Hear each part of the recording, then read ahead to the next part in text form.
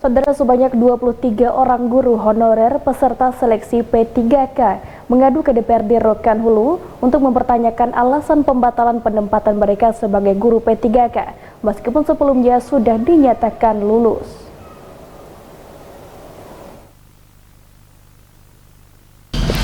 Harapan 23 guru honorer yang masih dalam prioritas 1 untuk menjadi pegawai pemerintah dengan perjanjian kerja atau P3K harus pupus. Pasalnya 23 guru honorer ini tiba-tiba saja dibatalkan penempatannya meskipun sudah dinyatakan lulus dalam seleksi P3K yang dilaksanakan tahun 2021 lalu.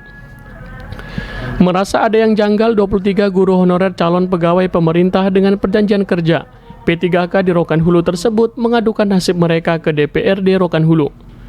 Mereka mempertanyakan alasan pembatalan penempatan mereka sebagai guru P3K, padahal sebelumnya mereka sudah dinyatakan lulus. Salah seorang guru honorer, Fatimah Nur Afni, mengatakan pembatalan penempatan dirinya sebagai P3K disampaikan melalui akun SSCASN. Padahal awalnya dirinya sudah diberitahukan lulus dan ditempatkan. Namun beberapa hari setelah pengumuman kelulusan tersebut, tiba-tiba saja dirinya menerima informasi bahwa dirinya batal ditempatkan sebagai guru P3K. Afni mengaku bingung apa sebenarnya yang menjadi alasan pembatalan penempatan mereka. Saya juga tahu di aplikasi saya kena pembatalan. Awalnya Ibu lulus, Bu? Awalnya di aplikasi saya itu muncul saya mendapatkan penempatan. Kemudian tanggal 6 bulan kemarin itu saya kena pembatalan. Juga tidak tahu. Sudah saya telepon Kemendikbud, katanya ya kan saya kena rankingan. Ya perasaan sih mungkin saya mewakili teman-teman yang lain, ya sedih Pak. Siapa yang tidak sedih? Saya sudah berharap di situ, kemudian harapan saya itu ya musnah Pak. Kenapa? Ketua DPRD Rokan Hulu Nofli Wanda Adiputra mengkritik pemerintah pusat yang dinilai tidak transparan dalam seleksi P3K.